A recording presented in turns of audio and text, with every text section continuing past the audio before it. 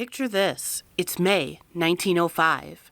The fate of two empires hangs in the balance. Not on land, but on the churning waters of Tsushima Strait, a narrow passage between Japan and Korea.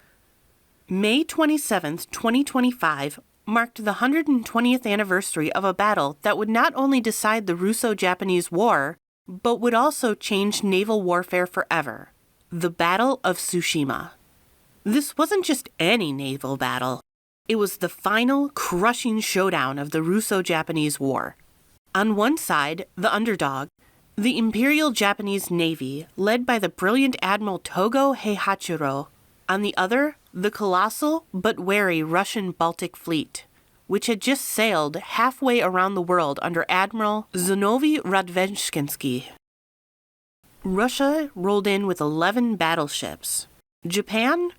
Admiral Togo had only 4 modern battleships to meet them. But despite the overwhelming number of battleships, Japan had a few aces up its sleeve. Their ships were newer, faster, and crucially, their crew were better trained and equipped. Plus, Japan boasted a larger fleet of nimble cruisers, deadly destroyers, and torpedo boats. As the sun rose on May 27th, Japan was first alerted to the Russians' presence in the strait. By midday, the clash had begun, and it was brutal. By nightfall, the Japanese hadn't just dented the Russian fleet, they had sunk 4 of the Russian battleships. But nightfall only brought more nightmares to the Russians. As darkness fell, Japanese destroyers and torpedo boats swarmed. Admiral Zinovy himself was severely injured, forcing Admiral Nikolai Neborgatov to take command of the tattered fleet.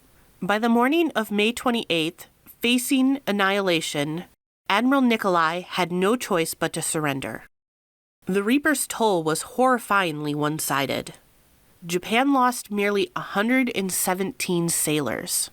Russia? A staggering 5,045 lives lost, with an additional 6,016 captured as prisoners of war. An entire fleet effectively wiped off the map. So why is the Battle of Tsushima still talked about 120 years later?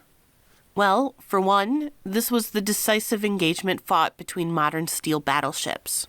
This battle was also the first in which wireless radio transmissions played a critically important role, allowing the Japanese fleet to tactfully keep tabs on the Russians and maneuver accordingly even in heavy fog. The Battle of Tsushima wasn't just a Japanese victory. It was a shockwave that sent ripples across the globe, signaling Japan's rise as a major power and forcing every navy in the world to rethink its strategy. What do you think is the most surprising aspect of this battle? Let me know in the comments below. And if you enjoyed this dive into Japanese naval history, don't forget to like and subscribe. If you want to check out some of my other videos, you can click right here. Thanks for watching!